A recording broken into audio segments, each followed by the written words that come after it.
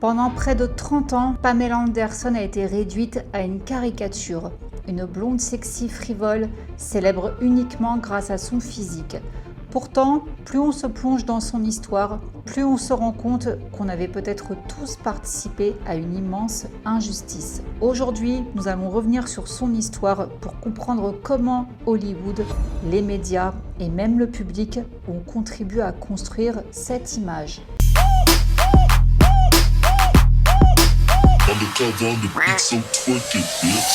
Bonjour, bonsoir tout le monde, je suis ravie de vous retrouver aujourd'hui pour une nouvelle vidéo et sans plus tarder, plongeons-nous dans l'histoire de Pamela Anderson. Pamela Anderson naît le 1er juillet 1967 à Ladysmith, une petite ville de l'île de Vancouver au Canada. Elle décrira plus tard une enfance passée dans les forêts, à courir dans la nature, entourée de paysages magnifiques, mais derrière cette image presque idyllique, se cachait une réalité bien plus sombre, car derrière les souvenirs des grands espaces se cachait une enfance marquée par les conflits bruyants et parfois violents qui opposaient ses jeunes parents. Pamela a déjà évoqué la violence physique que son père alcoolique faisait subir à sa mère et elle a aussi enduré des sévices atroces, relatant 3 épisodes distincts de violence survenue avant même sa majorité. Dans l'un d'eux, Pamela raconte avoir été agressée intimement par une babysitter alors qu'elle avait entre 6 et 10 ans. Elle dit « Mes parents la trouvaient généreuse et gentille », alors qu'en réalité, ce n'était qu'un moyen de détourner leur attention. À l'époque, je ne comprenais rien à ce qui m'arrivait. Elle me menaçait et m'interdisait d'en parler à qui que ce soit, sinon il pouvait lui arriver le pire. Enfin, encore pire. Puis alors qu'elle n'avait que 12 ans, une connaissance de 25 ans a abusé d'elle. Plus tard, à 14 ans, son petit ami du lycée, avec 6 de ses copains, l'ont agressée intimement. Et pendant des années, elle gardera ses traumatismes totalement enfouis. Donc lorsqu'on connaît cette partie de son histoire, il devient beaucoup plus facile de comprendre pourquoi Pamela a longtemps cherché l'amour, l'approbation et aussi un sentiment de sécurité. Et à cette époque-là, personne ne connaît encore son nom, mais tout va basculer par le plus grand des hasards. Lorsque Pamela a 22 ans, elle travaille dans un salon de bronzage lorsqu'elle est découverte. Alors qu'elle assistait à un match de football des BC Lions en compagnie d'un ami, Pamela a été filmée par une caméra du stade. Son image est alors apparue sur l'écran géant alors qu'elle portait un t-shirt arborant le logo de là-bas, une marque de bière canadienne, et la marque là-bas l'a remarquée et l'a rapidement engagée comme porte-parole, affichant son visage sur des affiches et dans des publicités. Et c'est grâce à ça qu'elle se fait remarquer par Playboy. Donc il lui paye le billet d'avion. Premier voyage en avion pour Pamela. Elle arrive à Los Angeles et au manoir Playboy, on l'a fait passer en coup de vent devant des portraits de femmes nues hauts de près de 5 mètres pour l'emmener dans l'espace beauté. Là, on lui emballe les cheveux dans du papier alu pour la rendre encore plus blonde. On lui a massé et verni les orteils et il a fallu la convaincre de retirer ses sous-vêtements auxquels elle s'accrochait désespérément car la tenue prévue pour sa première séance photo se résumait à pas grand-chose, une veste d'uniforme scolaire, une cravate et voilà. Après la séance, elle a vomi. Toutefois, elle dit « Cette première séance photo m'a ouvert une sorte de fenêtre sur ce que l'on ressent en tant que femme sensuelle. Ma sexualité m'appartenait, j'ai repris le pouvoir. » Donc ça a agi comme une espèce de guérison pour elle par rapport à tous les traumatismes qu'elle avait vécu enfant et toute jeunette. Donc Pamela a par la suite posé pour 14 couvertures de Playboy, un record dans l'histoire du magazine. Elle a déclaré que le fondateur Hugh Hefner était la seule personne à l'avoir traitée avec respect absolu. De plus, il lui a proposé une rémunération convenable pour elle, à savoir 15 000 $, pour poser en page centrale pour le numéro de février 90. Elle considère Playboy comme une sorte d'école et estime que le magazine a aidé de jeunes femmes dont certaines fuyaient une situation familiale très difficile. En quelques années, Pamela Anderson n'est plus simplement un mannequin Playboy, son visage apparaît partout, sur les couvertures des magazines, dans les campagnes publicitaires, et Hollywood commence à comprendre quelque chose. Pamela n'est pas seulement une femme célèbre, son image devient un véritable produit. Donc là, si vous voulez, il y avait déjà un paradoxe. c'est que Pamela avait l'impression de reprendre le contrôle de son corps, alors que l'industrie commençait déjà à contrôler son image. Donc après une première apparition remarquée dans la série Papa Bricole, Pamela décroche le rôle qui va définitivement changer son destin, celui de C.J. Parker dans Alerte à Malibu. Pourtant, son arrivée dans la série n'était pas une évidence. La production lui demande de passer des auditions à 12 reprises, allant même jusqu'à insister lorsqu'elle ne se présente pas. Mais lorsqu'elle enfile enfin pour la première fois le célèbre maillot de bain rouge, quelque chose change. Car avec Alerte à Malibu, Pamela ne devient pas simplement une actrice populaire, elle devient une image, une silhouette reconnaissable instantanément dans le monde entier. Le maillot rouge, les cheveux blonds, les ralentis sur la plage et cette esthétique californienne vont participer à créer un nouveau symbole de beauté des années 90. Aux yeux de millions de spectateurs, Pamela devient l'incarnation d'un fantasme, celui de la sauveteuse blonde sexy et inaccessible. Son personnage de C.J. Parker dépasse rapidement les frontières de la série, les magazines s'arrachent son image, les posters envahissent les chambres d'adolescents et son apparence devient aussi célèbre que son rôle. La célèbre technique du ralenti, utilisée au départ pour allonger les épisodes et réduire les coûts de production, devient finalement la signature de la série. Ces courses sur la plage deviennent tellement iconiques qu'elles seront même reprises dans d'autres programmes, notamment dans Friends, où Chandler et Joey vouent un véritable culte à Alerte à Malibu. En quelques années seulement, la jeune femme découverte dans un stade canadien est devenue l'une des femmes les plus reconnaissables de la planète. Au moment où elle épouse Tommy Lee en 1995, alors qu'elle est au sommet de sa gloire grâce à Alerte à Malibu, elle a besoin d'un service de sécurité à chacun de ses déplacements. Lors de la présentation de son film Barbed Wire au Festival de Cannes, 3 mois après son mariage, des bateaux manquent de se percuter alors que des caméramans tentent de filmer Pamela. Elle manque même d'être écrasée par la foule lorsqu'une apparition en Uruguay tourne à l'émeute. À bien des égards, le phénomène Alerte à Malibu, exporté dans quelques 150 pays, reposait sur ses épaules. Des clauses dites Pamela figuraient dans les contrats de licence, de nombreux diffuseurs internationaux ne souhaitant accueillir que les épisodes dans lesquels elle apparaissait. Pourtant, elle n'a jamais été rémunérée à sa juste valeur. Une poupée Barbie à l'effigie de son personnage C.J. Parker est devenue un best-seller, mais elle n'en a pas touché le moindre centime, ce qui est une situation très inhabituelle, car en règle générale, les acteurs perçoivent un pourcentage des bénéfices générés par les produits portant leur image. Elle affirme n'avoir gagné que 1500 $ par épisode lors de la première saison. Si elle aurait fini par toucher 300 000 $ par épisode vers la fin de sa participation, son partenaire David Hasselhoff, également producteur, percevait une somme supérieure et détenait des parts qui se sont révélées très lucratives lorsqu'Amazon Prime a acquis les droits de la série remasterisée pour son catalogue en 2019. Pam déclare « Les producteurs d'Alerte à Malibu ont fait fortune. À l'époque, je n'avais pas les bons représentants ni le savoir-faire nécessaire. Quand on tourne une série, on ne se rend pas compte qu'elle va connaître un tel succès. On finit donc par céder les droits sur sa propre vie sans vraiment s'en rendre compte. » Alors effectivement, la série a connu un immense succès. Elle a été évaluée à plus d'1 milliard de dollars au moment de son annulation. Pamela ne perçoit aujourd'hui que 1000 $ par an au titre des droits résiduels. Et si l'on compare ses revenus à ceux de David Hasselhoff, qui a engrangé plus de 100 millions de dollars grâce aux droits résiduels, l'inégalité de traitement dont les femmes étaient victimes saute aux yeux. L'une des raisons pour lesquelles Pamela Anderson n'a pas été rémunérée à la juste valeur de son travail à cette époque est qu'elle n'avait pas d'agent. Quiconque souhaitait l'engager devait passer par Playboy, qui agissait en tant que manager. Ce rapport de force abusif n'a jamais été perçu comme injuste ou même prédateur, alors même qu'il était dans l'intérêt de Playboy que Pamela Anderson gagne le moins d'argent possible, une situation qui plaçait donc Playboy dans une position particulièrement avantageuse. Ils se sont bien fait du beurre sur son dos. En raison de cette situation profondément inéquitable, Pamela a toujours très peu gagné d'argent grâce à sa carrière à Hollywood. Alors, Alors, notre société a beaucoup évolué depuis l'époque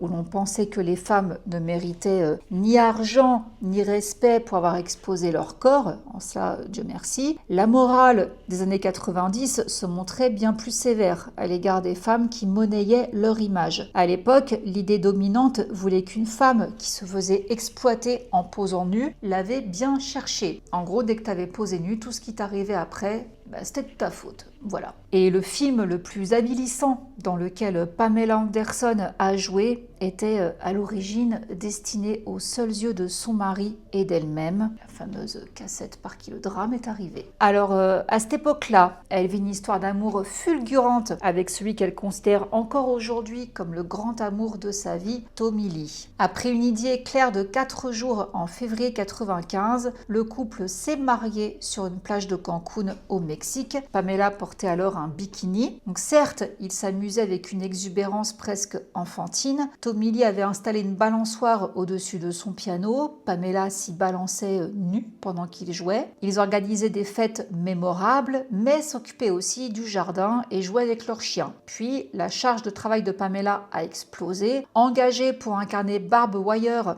une super-héroïne de comics, elle a commencé à tourner le soir, en plus de son travail la journée sur Alerte à Malibu. Et pour combattre l'épuisement, une amie lui a fait découvrir l'éphédrine. J'aimais la façon dont ces pilules me tenaient éveillée et me permettaient d'accomplir énormément de choses, déclare-t-elle. Des signaux d'alarme plus inquiétants ont suivi, la jalousie de Tommy, qu'il faisait débarquer chaque jour sur le plateau, réclamant du temps avec sa femme. Et Pamela dit « Je croyais que c'était ça l'amour ». Et lorsque l'équipe voyait arriver la Ferrari Testarossa noire de Tommy, elle s'empressait de modifier les scénarios car il se postait derrière la caméra et lançait des regards noirs à la moindre suggestion de contact masculin. Et lorsque Pamela embrasse David Chokachi dans Alerte à Malibu sans en avoir informé au préalable son mari, ce dernier saccage sa loge sur le plateau. Peu de temps après une nouvelle crise de violence au cours de laquelle Tommy Lee a percuté la loge maquillage avec sa voiture avant de disparaître dans la nature, Pamela a tenté de mettre fin à ses jours en absorbant une dose massive de vodka et d'Advil. Est-ce qu'elle a voulu sauter la vie? En tout cas, elle déclare « Il y a eu des moments où je voulais que tout s'arrête ». À l'hôpital, son frère cadet Jerry, qu'elle avait fait venir à Los Angeles et qui travaillait comme figurant sur la série, a même confronté Tommy, lui disant qu'il était en train de détruire sa sœur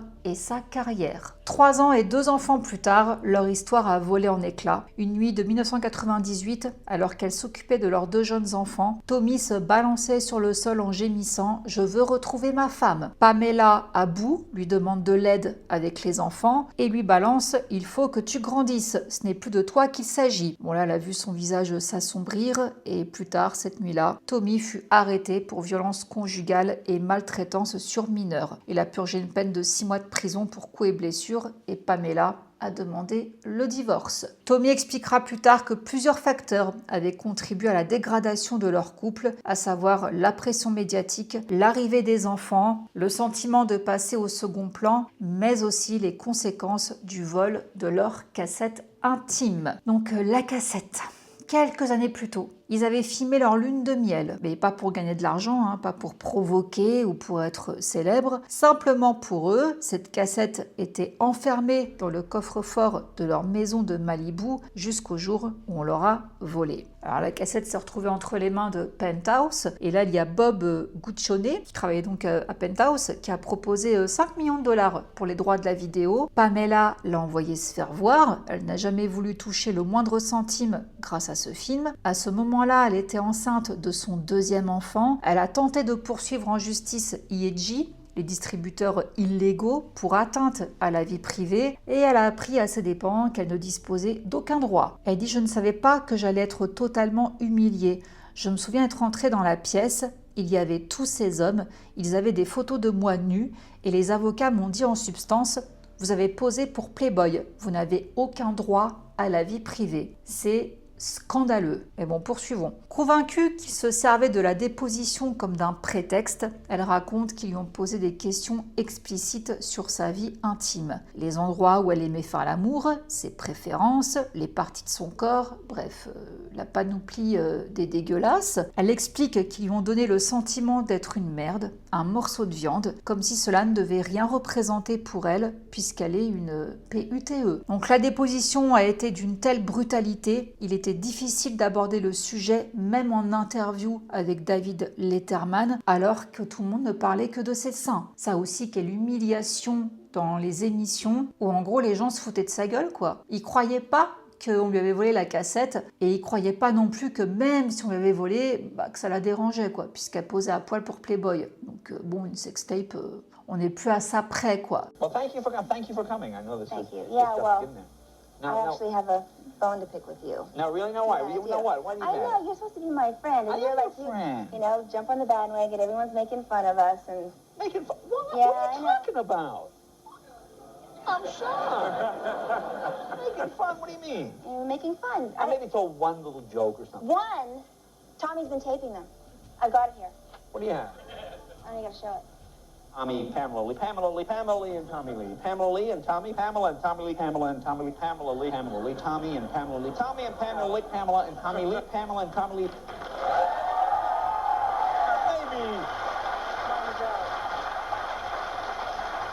Maybe one or two. Did you have a favorite?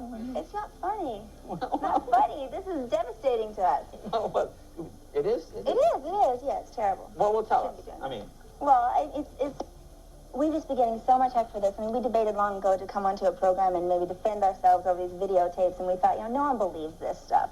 well, But everybody believes this stuff. They think that we're selling the tape. They think that we're profiting off it. have you made any money from this? No, of course not. No, Nothing. it's stolen property, and they're saying there's no police report. Of course there's a police report. There's a criminal investigation going on. There's FBI are involved. Well, It's we should been go back for and find years. out. Someone broke into your house, Yes, and they stole an entire safe. the safe, and this videotape. Videotapes, growing up pictures of me and my family, jewelry, guns, everything was in the safe, and they stole it. And then this all came out, and it's Well, here's what I been don't devastating understand. for years. Here's what I Yeah. understand. Now, these belong to you. They're your property. Right. Like, for example, if I bought a car Right. and it turned out that car was stolen 10 years ago from someone else, even though I'm the owner, I have to give the car back, and I lose my money. Shouldn't you get the money? I mean, these people are selling your private. I mean, I know, it's their receipt of stolen property, and they're still going ahead with this, and these people will go to jail. I swear they'll go to jail. If I have any faith in the justice system whatsoever, they're going to go to jail. no, I'm probably the only person that hasn't seen the tape. Really? I consider you a friend, and it's stolen property, and I refuse to watch it because I know I if appreciate you that. said it was okay to watch it, I would watch it. But I said no. It's basically material. C'est pas parce que tu poses nu que t'es une traînée ou que tu mérites d'être traité comme ça. Enfin, ça, c'est un concept qui me dépasse. Par contre, un qui a pas eu le même traitement, c'est son mari. Aux yeux de beaucoup, Tommy Lee était un héros, un véritable étalon. Sa cote de popularité n'a fait que grimper. Et pour Pamela, la réaction du public fut radicalement différente. Peu importait qu'elle ait été victime d'une infraction à caractère S, qu'elle ait simplement réalisé une vidéo privée avec son mari ou qu'elle n'ait jamais consenti à ce que son intimité soit mise en vente, elle a été immédiatement marquée du sceau de l'infamie pour avoir tourné ce film. Sa vidéo fut l'une des premières sextapes de célébrités arrivées sur le marché et le public se l'est arraché avec avidité. Internet en était à ses tout débuts. La cassette est vite passée au DVD, puis à la mise en ligne sur la toile, l'exposant aux yeux du monde entier. Et ce qui est marrant, ou plutôt triste, c'est que plus tard, ce genre de vidéo allait propulser des carrières, comme ce fut le cas pour Kim Kardashian, mais à l'époque de Pamela, une telle vidéo signifiait pour une femme la perte de toute considération. Donc Pamela a réfléchi au choix de sa vie, reconnaissant que sa sexualisation avait été difficile, non seulement pour elle, mais aussi pour ses fils. Elle déclare être une mère qui travaille, évoluer dans le monde du spectacle et voir sa propre mère être sexualisée d'une certaine manière. Je n'avais pas réalisé que mes enfants vivaient eux aussi ces épreuves en même temps que moi. Aujourd'hui, maintenant qu'ils sont adultes, nous en parlons beaucoup et on finit par demander pardon à ces enfants devenus adultes. Le traumatisme causé par la diffusion de la vidéo fut immense et durable. Ce traumatisme a ressurgi en 2023 avec la sortie sur Hulu de Pam et Tommy, une fiction dramatique réalisée par Robert Siegel qui retrace sa relation amoureuse la plus célèbre, mais Hulu n'a jamais sollicité l'avis de Pamela sur cette œuvre, choisissant de la bafouer et de la victimiser à nouveau en ne demandant pas son consentement pour raconter son histoire. Toutefois, l'exploitation dont Pamela a fait l'objet est aujourd'hui dénoncée par les médias et sur Twitter, illustrant à quel point les mentalités ont évolué. Mais bon, 2023, c'est pas non plus vieux quoi, c'était il y a 3 ans. Donc oui, il y a du progrès, mais pas pour tout le monde et pas partout. Et comme si ça ne suffisait pas, lorsque Pamela divorce de Tommy en 98, elle vit à ce moment-là seule à Malibu avec ses 2 jeunes fils, lorsqu'elle découvre une adolescente française qui squatte une pièce rarement utilisée de sa maison, vêtue de son maillot de bain rouge d'Alerta Malibu, et la jeune fille tient à ce moment-là une lettre sur laquelle est écrit « Je ne suis pas lesbienne, mais je rêve de toi ». Bon, Pamela appelle la police. L'adolescente se taillade les poignets. Bon, elle survit et a été expulsée. Pamela, très secouée, a quand même eu les flics lui dire « Eh bien, vous n'étiez pas en vrai danger, car c'était une fille ». Je me suis dit, en quoi cela rend-il la situation moins dangereuse? Les femmes aussi peuvent tuer. Et puis surtout, c'est une femme qui avait abusé d'elle quand elle était enfant. Donc, femme ou homme, pour elle, c'est pareil, quoi. C'est dangereux. Enfin, c'est quoi cette réponse de flic? C'est aberrant. Donc, l'affaire de la stalkeuse a marqué un tournant pour Pamela. Elle a commencé à se retirer de la vie publique avec ses fils. Elle a quand même continué à croire en l'amour. Elle se mariera plusieurs fois avec des personnalités connues comme Kid Rock ou Rick Salomon, mais aussi avec des hommes loin des projecteurs. Au total, 6 mariages jalonneront sa vie sentimentale avant qu'elle choisisse finalement de se consacrer à elle-même. Pendant des décennies, l'industrie et les médias ont confondu la nature introvertie de Pamela avec de la vacuité. Lorsqu'elle est devenue une star internationale dans les années 90 en incarnant la sauveteuse C.J. Parker dans Alerta Malibu, le public a associé la superficialité New Age de son personnage à sa propre personnalité. Et bien que Pamela ait publié des livres classés parmi les meilleures ventes du New York Times et qu'elle soit capable de citer longuement Proust et Walt Whitman, l'image de bimbo lui est restée collée à la peau. Pamela, qui vit avec 3 chiens dans la maison de sa défunte grand-mère à Lady Smith, est végane de longue date, porte-parole de l'association PETA, militante pour les droits des animaux et défenseuse de l'environnement. Le retour dans sa ville natale au Canada semble avoir aidé Pamela à se reconnecter à sa véritable personnalité et à l'exprimer, ce qui est, je trouve, magnifique à voir. Cette quête d'authenticité l'a amenée à afficher fièrement un visage sans maquillage, en signe de rébellion contre la pression sociale lui dictant sa conduite, et elle déclare « Courir après la jeunesse est tout simplement vain. On n'y parvient jamais, alors pourquoi ne pas accepter les choses telles qu'elles sont? Depuis que j'assume pleinement qui je suis, je ressens un véritable soulagement,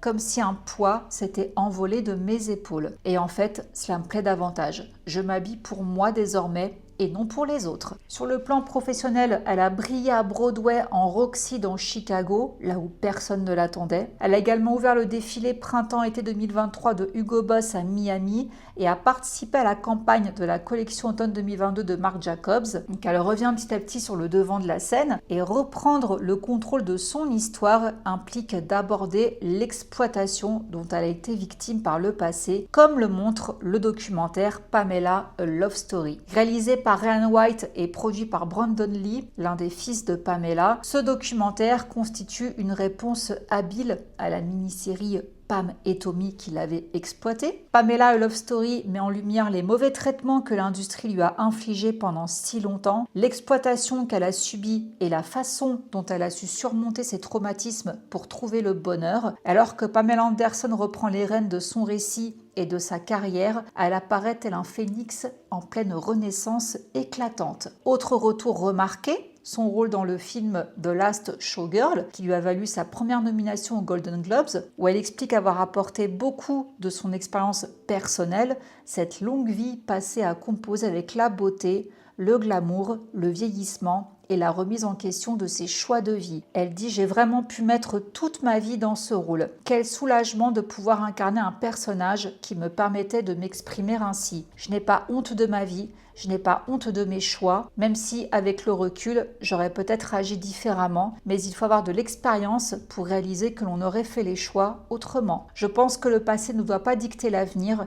J'aime vivre l'instant présent et je veux vraiment profiter de cette étape de ma vie. Mais quand je regarde en arrière, je constate que j'ai toujours créé des personnages. Pendant des décennies, Pamela Anderson a été réduite à une image, une blonde en maillot rouge, un symbole de beauté des années 90, un fantasme créé par Hollywood, les magazines et les médias, mais derrière cette image se cachait une femme qui a dû apprendre à vivre avec le regard des autres, avec les jugements, avec les humiliations et avec des événements qu'elle n'avait jamais choisis. Le plus marquant dans son histoire, ce n'est pas qu'elle soit devenue célèbre, c'est qu'après avoir passé des années à être définie par les autres, elle a finalement réussi à reprendre le contrôle de son propre récit. Elle n'est plus seulement l'image que le monde a voulu vendre d'elle, elle est une femme qui a traversé les excès de la célébrité, qui a assumé ses choix, ses erreurs et ses blessures, et qui aujourd'hui décide enfin de la manière dont elle veut être regardée. Voilà mon analyse de la carrière et la vie de Pamela Anderson.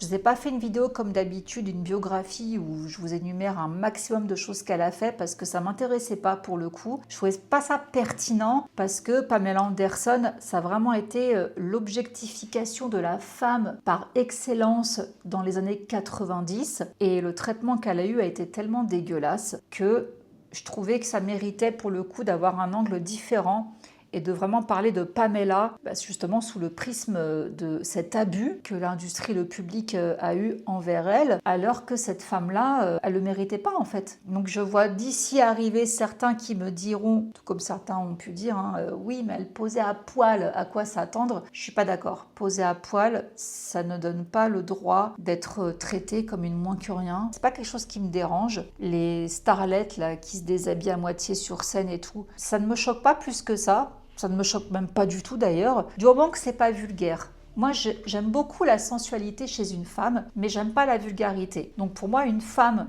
qui est bien dans son corps, si elle veut jouer avec, le montrer, s'exposer, moi perso, j'ai aucun problème avec ça. Et je ne trouve pas que ça justifie les critiques du coup qu'elles peuvent se manger derrière. Et Pamela, Dieu sait qu'elle s'en est mangée des critiques et même elle le raconte dans le documentaire Netflix, je vous recommande vivement de le voir, il est vraiment très bien fait, même dans ses relations intimes.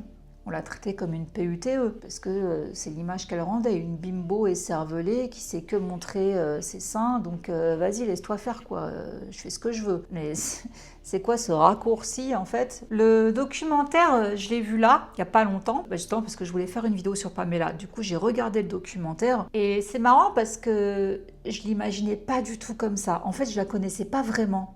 Je connaissais le personnage, mais je m'étais jamais intéressée à sa vie. Et j'ai découvert une femme qui avait vraiment vécu des montagnes russes.